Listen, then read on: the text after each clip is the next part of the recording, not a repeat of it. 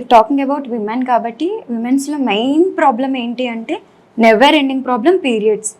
Periods టైంలో ఎక్కువ ఆకలేస్తుంది, పీరియడ్స్ టైంలో ఎక్కువ క్రాంప్స్ ఉంటాయి, ఏ వర్క్ చేయలేకపోతున్నారు. సో చాలా మంది అబ్బాయిలకి ఇది చాలా కామెడీగా అనిపించవచ్చు, ఎవ్రీ మంత్ వచ్చేదే కదా ఏంటి ఇందులో అనేసి. కానీ ఆ పెయిన్ మనకి మాత్రమే తెలుసు. Every women are facing that. So periods delay అవ్వడానికి టాబ్లెట్స్ తీసుకుంటారు కదా, వాటి వల్ల ప్రాబ్లమ్స్ ఏమన్నా ఉంటాయా? నెక్స్ట్ ఖచ్చితంగా ఉంటాయి. బికాస్ పీరియడ్స్ డిలే అనేది హార్మోన్ ఇన్ఫ్లుయెన్సే కదా.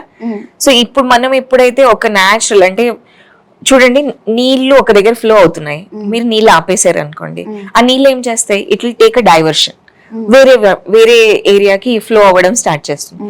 సో బాడీలో మనం ఎప్పుడైతే ఇలాగే పీరియడ్స్ డిస్టర్బ్ చేస్తున్నాము, లేదంటే పోస్ట్పోన్ చేస్తున్నాము, లేదంటే ప్రీపోన్ చేస్తున్నాము, we're playing with the hormones. So that can cause a problem long term. ఎప్పుడో ఒకసారి పర్వాలేదు, ఎమర్జెన్సీ వచ్చింది, అన్అవాయిడబుల్ సర్కమ్స్టాన్సెస్ లో వాడడం, దాన్ని ఇట్స్ ఓకే. కానీ రెగ్యులర్ గా మనం ఎప్పుడైతే చేస్తున్నాం కదా, హార్మోన్ డిస్టర్బెన్సెస్ వస్తాయి. అది అప్పుడు మనకి తెలీదు, కానీ లాంగ్ టర్మ్ రిజల్ట్స్ అంటే దాని ఎఫెక్ట్స్ చాలా ఘోరంగా ఉంటాయి. చాలా కూడా దీని వల్ల వస్తున్నాయని అనుకోవచ్చు. One of the reasons. కానీ ఒక్కటి గుర్తుపెట్టుకోవాలి, ఇప్పుడు మీరు I just give you an example.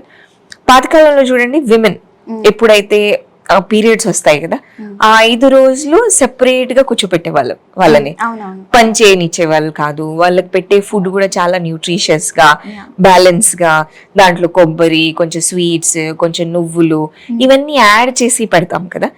ఈ అన్నిటికీ ఒక రీజన్ ఉందన్నమాట. సో పీరియడ్స్ అప్పుడు ఈ మధ్య ఎవ్వరూ రిస్ట్రిక్షన్స్ ఫాలో అవ్వట్లేదు. ఒకప్పుడు రెస్ట్ తీసుకునేవారు. దీనికి అన్నిటికీ ఒక మీనింగ్ ఉండేది అనమాట. అంటే women's body undergoes lot of changes. ఆ పీరియడ్స్ అప్పుడు బ్లడ్ వెళ్తూ ఉంటుంది కదా, సో బాడీలో రకరకాల చేంజెస్ జరుగుతూ ఉంటాయి. ఆ టైంలో కనుక గర్ల్స్ కానీ విమెన్ కానీ రెస్ట్ తీసుకోకుండా విపరీతంగా పని చేయడము, లేదంటే రాత్రి జాగరణలు చేయడము, నైట్ డ్యూటీస్ చేయడము, హైకింగ్కి వెళ్ళడము. బికాస్ అంటే అందరు అంటారు కదా, why should boys have all the fun, common గా అంటూ ఉంటారు. కానీ ఈ 5 days మాత్రం నిజంగా you should take rest, because body needs time to repair. ఈ 5 రోజుల్లో బాడీలో చాలా చేంజెస్ జరుగుతూ ఉంటాయి. సో ఆ రెస్ట్ తీసుకోవాలి, బాడీ మళ్ళీ నార్మల్ కి రావాలి, దానికి రెస్ట్ తీసుకోవాలనే ఒక రీజన్ తో అప్పుడు 5 రోజులు పక్కన కూర్చోబెట్టేవాళ్ళు, స్పెసిఫిక్ ఫుడ్ ఇచ్చేవాళ్ళు. ఇవన్నీ ఫాలో చేయట్లేదు కాబట్టి చాలా వరకు హార్మోనల్ ఇష్యూస్ వస్తున్నాయి అనమాట.